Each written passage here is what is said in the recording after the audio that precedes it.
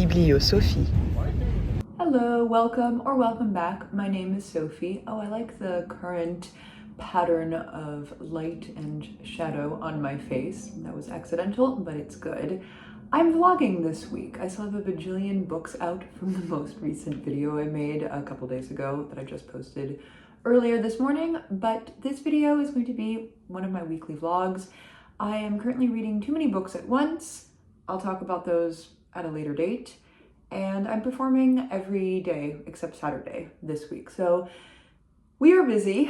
I'm also trying to catch up on some writing work, not even my dissertation, which I've mentioned regularly on this channel if you watch me. A couple of other projects. I'm basically done with one of them. I have been writing program notes for an upcoming recital / one-woman show.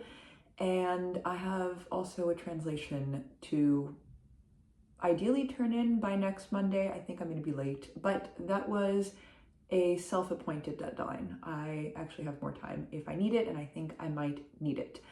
Now I'm going to practice, I'm going to exercise, and I'm going to head off to meet up with a friend and then perform.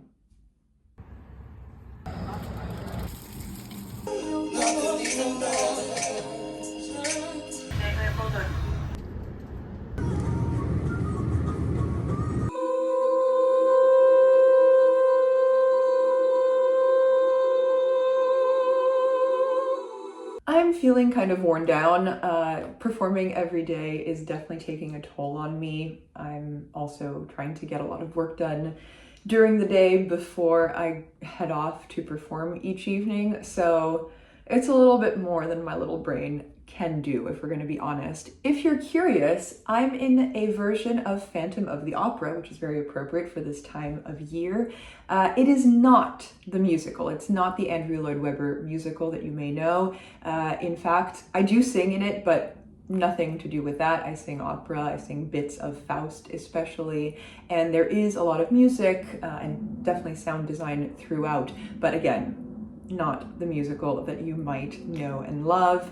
In fact, it's based on the 1920s silent film with Lon Chaney, and we perform it live every night, but it's filmed. We do a streaming broadcast basically, but we do the film shoot live every night where we've quite meticulously organized everything so that we can have a lot of in-camera tricks and techniques, and in a very, very small studio space, create really interesting images and kind of superimposed things. It's really cool. I love it. It is a lot of work. Right now it's running smoothly, so it doesn't require so much focus from me, but especially last week, putting the last pieces of it together required so much concentration and effort because there's a really fine choreography of getting, you have to hit your marks really, really specifically in ways that I'm not used to with live theater, but you don't get to refilm anything. So you have to be as precise as a film shoot in terms of hitting cameras and lights, etc., but you have to do it perfectly for a live audience. So it's cool, but a lot of work. Last night I finished Strega by Johanne and Lykke Holm. This is a book I've been meaning to read for a while, so I finally got to it.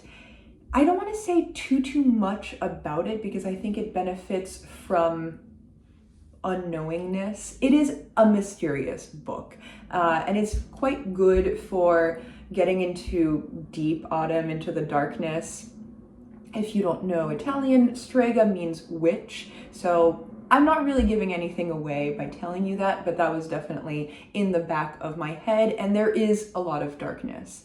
In short, this is, I would say, about the violence of being a woman, and especially about the violence of going from girlhood to womanhood. It follows a young woman who goes to work in a hotel in Strega, the town of Strega, in the mountains.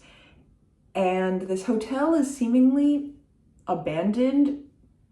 Guests are not checking in. However, she and 8 other young women are daily carrying out a bunch of tasks to keep the hotel running. So it's very much about women's work, women's labor, women's bodies in labor, and all of that with this foreboding and mystery.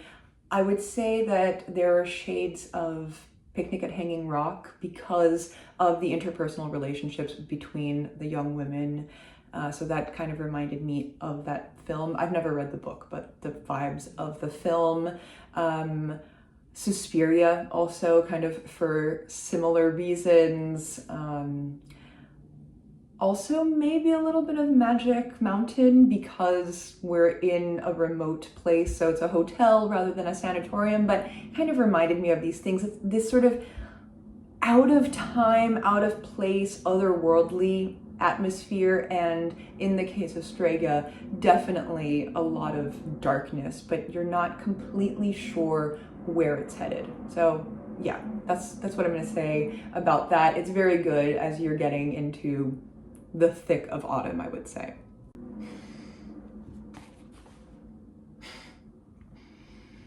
I'm having a really hard time talking. I'm feeling so frazzled and so unconcentrated and very long-winded and uninteresting, but bear with me. I'm about halfway through also The Invention of Morel by Adolfo, Bioy, Casares. I picked this up based on the recommendations of somebody in my comments several weeks ago when I said that I was having trouble reading. This is quite short and an easy read, so I think that's why I started reading it, because it's short and I could fit it in my coat pocket. This takes place on an uninhabited island. We're following a fugitive who's hiding out there, and life is okay, sort of. I mean, he's trying to survive on this island that is not very hospitable to people, when suddenly other people arrive and he becomes extremely obsessed with one of them. I don't really know where this is going to go, but I actually have some suspicions, and we'll see if that pans out. I'll probably finish it pretty soon because it is quite short. I have about 50 pages left, but that depends if I do any reading at all. Who can say? Okay.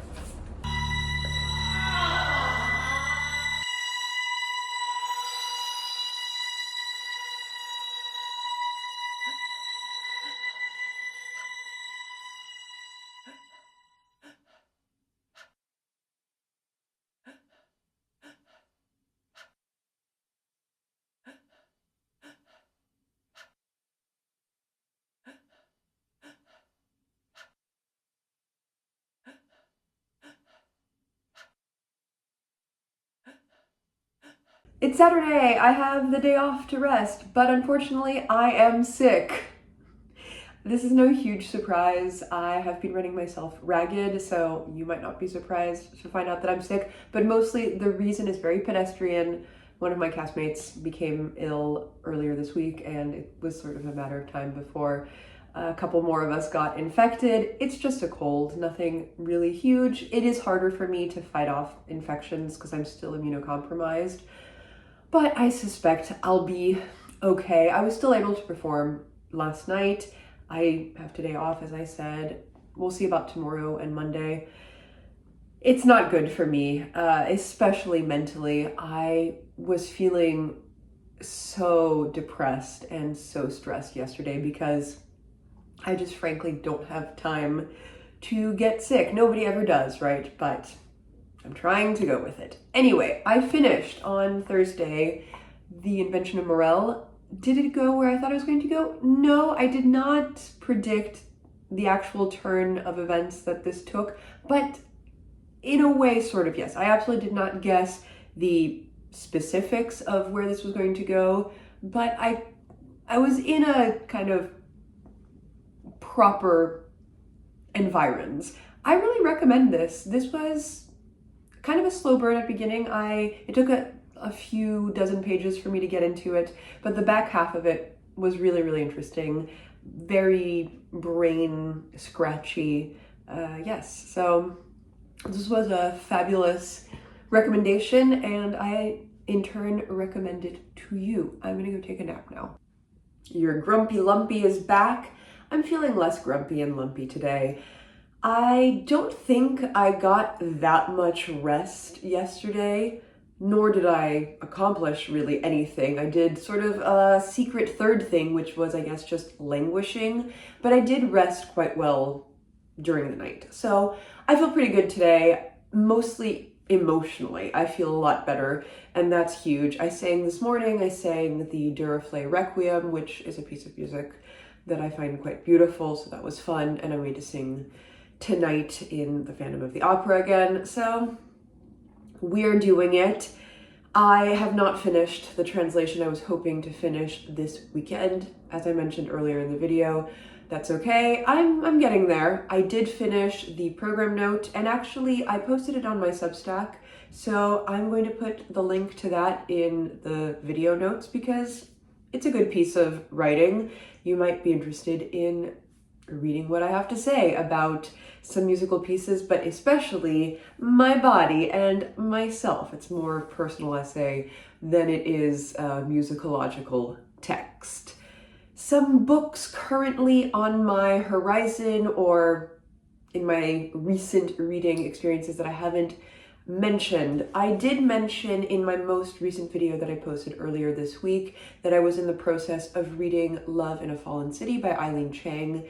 This is a collection of short stories / novellas. There are 6 in total in this collection, and I've read 4 of them. I've read the 4 longest stories that you could call very short novellas. They're all about 60-70 pages each. They're very much, I think, based on Chang's experience in her own life. She was from Shanghai originally, so I think she's drawing from her circles. They are romances, but they're also dealing a lot with familial interpersonal relationships. So there's a lot of romantic relationships and the dissolution or building up of those, but also a lot having to do with generational dynamics, interpersonal relationships from a family standpoint, the interaction of different generations, not just on a personal relationship level, but also in terms of customs and ways. These take place in the 30s and 40s in China, and so there is kind of the difference of lifestyle and approach to life of different generations happening, the modernization in the 20th century. And there's also very much a political backdrop to this. Japanese occupation has a foothold in a couple of these stories. So there is playing with the kind of microcosm of relationships amidst a political backdrop. I have had, to a certain extent, a hard time latching onto these stories, and I'm rather surprised by that. These are very well sketched out. They are really good portraits of people in situations. They're very filmic, and several of Chang's stories have been made into films. I know Lust, Caution, for instance, although I've never read it as a book, and I'm not surprised that they have been adapted into films. They, I think, are very vividly filmic, but I have found myself, despite that, at somewhat of a remove, and maybe it's just me. It really might just be my own ability to take in stories right now. How often have I said to camera how tired and worn down I am? So maybe that is also in my reading experience. But yeah, I have felt a certain distance from the events depicted, which I don't mind. I've been enjoying them, but I can't, for how personal I think the characters involved are, I am not latching on personally to them. If you've read this, I'm interested to know your experiences on that front. I don't feel like I need to have a deep and personal relationship to the people in stories, so I don't really mind so much, but I have found it interesting.